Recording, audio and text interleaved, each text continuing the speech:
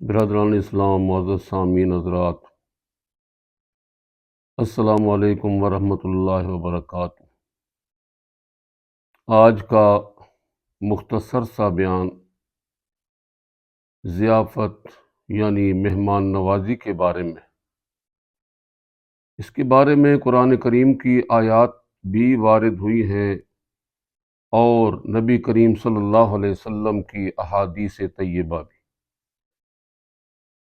قرآن کریم نے متعدد مقامات پر ضیافت کا ذکر کیا اور ابو الانبیاء حضرت ابراہیم علیہ السلام کا ایک واقعہ بھی متعدد مقامات پر ذکر کیا ہے۔ 26واں پارہ آخری رکوع کے شروع میں اللہ تبارک و تعالی ارشاد فرماتے ہیں: هل اتاک حدیث ضیف ابراہیم المکرمین اذ دخلوا علیہ فقالوا سلاما قال سلام قوم منکرون فراغ الی اہلہ فجاء بعجل سمین فقربہ الیہم قال الا تاکلون۔ پیارے پیغمبر، کیا آپ کے پاس ابراہیم علیہ السلام کے معزز مہمانوں کی بات پہنچی ہے؟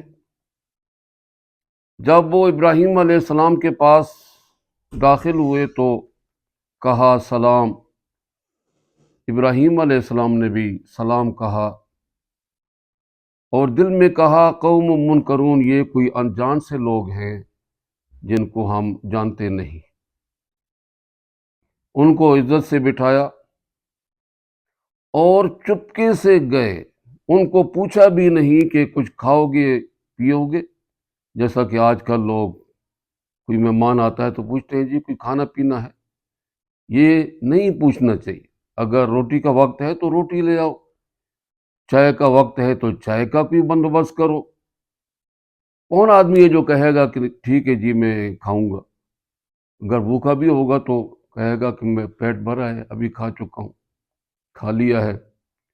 تو خواہ آپ نے اس کو جھوٹ بولنے پر مجبور کیا۔ قرآن کہتا ہے فراغ الی اہلی فجاء بعجل سمین، چپکے سے اپنے گھر والوں کے پاس گئے اور ایک موٹا بچھڑا، دوسری جگہ میں ارشاد فرمایا بعجل حنیذ، تلا ہوا موٹا بچھڑا لے آئے اور اپنے مہمانوں کے پاس رکھ دی۔ وہ تو حقیقت میں فرشتے تھے جو انسانی شکل میں آئے تھے، حضرت ابراہیم علیہ السلام کو بیٹے اسحاق کی بشارت دینے کے لیے۔ ابراہیم علیہ السلام کے ہاں کوئی اولاد نہیں تھی، اللہ پاک سے دعا مانگا کرتے تھے، تو اللہ تبارک و تعالی نے فرشتے ان کو بشارت دینے کے لیے بھیجے۔ حضرت ابراہیم علیہ السلام بڑے مہمان نواز تھے۔ کھانے پر بیٹھنے سے پہلے تلاش میں نکلتے کہ کوئی ایسے آدمی ملے جو کہ کھانے میں میرے ساتھ شرکت کرے، اور کبھی کبھی جو ہے وہ ایک ایک میل دو میل تک بھی چلے جاتے تھے۔ آج جو انہوں نے دیکھا کہ یہ مہمان آئے ہیں، بڑے خوش ہوئے اور جا کر بنا ہوا موٹا بچھڑا جو ہے وہ لائے اور ان کے سامنے رکھ دیا۔ لیکن وہ تو فرشتے تھے، کھاتے نہیں تھے۔ فرمایا الا تاکلون، کیا کھاتے نہیں؟ غرضے کہ لمبا قصہ ہے، یہ تو آیت کریمہ تھی۔ حدیث میں جناب نبی کریم صلی اللہ علیہ وسلم ارشاد فرماتے ہیں من کان یؤمن باللہ والیوم الآخر فلیکرم ضیفہ ومن کان یؤمن باللہ والیوم الآخر فلیصل رحمہ ومن کان یؤمن باللہ والیوم الآخر فلیقل خیرا او لیسکت۔ جو آدمی اللہ اور اس کے رسول پر اور آخرت کے دن پر ایمان رکھتا ہے وہ اپنے مہمان کا اکرام کرے، اور جو آدمی اللہ اور آخرت کے دن پر ایمان رکھتا ہے وہ صلہ رحمی کرے، اپنے رشتہ داروں کے ساتھ تعلقات جوڑے، اور جو آدمی اللہ اور اس کے آخرت کے دن پر ایمان رکھتا ہے وہ اچھی بات کرے یا پھر خاموش رہے۔ یعنی جو آدمی کامل مومن بننا چاہتا ہے اس کو چاہیے کہ اپنے مہمان کی عزت کرے، اکرام کرے۔ پہلے 3 دن تو پرتکلف دعوت دے، اور اس کے بعد 3 دن گزر جائیں تو پھر اس کے بعد جو گھر کا جو عام معمول کھانا ہے وہ ان کے سامنے اس کی خاطر تواضع کر۔ بہرحال حضرت ابراہیم علیہ السلام تو یہ فرمایا کہ جو آدمی پکا اور سچا مسلمان بننا چاہتا ہے وہ اپنے مہمان کی اکرام کرے، عزت کرے۔ حضرت صلی اللہ علیہ وسلم ایک مرتبہ ایک آدمی کے مکان پر گئے جس کے ہاں بے شمار اونٹ اور گائیں اور بکریاں تھیں، لیکن اس نے آپ کا کوئی ضیافت نہیں کی۔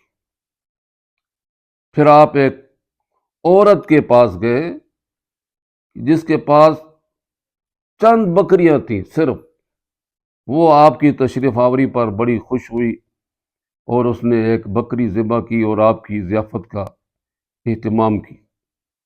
حضرت صلی اللہ علیہ وسلم نے صحابہ سے فرمایا کہ دیکھو دونوں کے درمیان کتنا فرق۔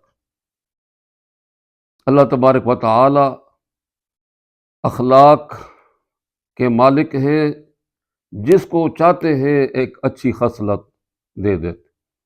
ایک دوسری حدیث میں فرمایا کہ لا خیر فی من لا یضیف، جو آدمی مہمان نوازی نہیں کرتا اس کے اندر کوئی خیر نہیں۔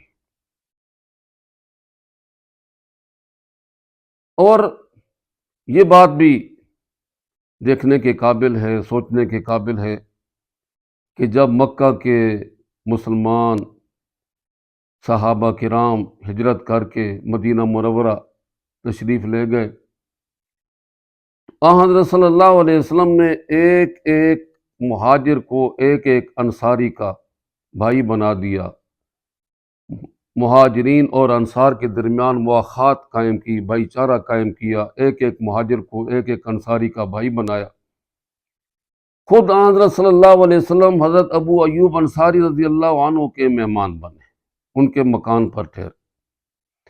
تو ایسے موقع پر ان لوگوں نے کتنا اپنے مہمانوں کے ساتھ کیسا برتاؤ کیا اور کیسی کیسی قربانیاں دیں، اس کی کوئی دنیا نظیر نہیں پیش کر سکتی، نہ پیش کر سکی ہے، نہ کر سکتی ہے، نہ قیامت تک کر سکے۔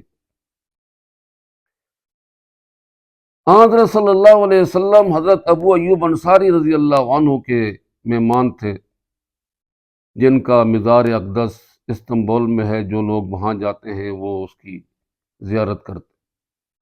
خود حضرت صلی اللہ علیہ وسلم بھی بہت بڑے مہمان نواز، آپ کے ہاں مسلمان، مشرک، یہودی، سارے مسلمان، سارے لوگ مہمان ہوتے تھے۔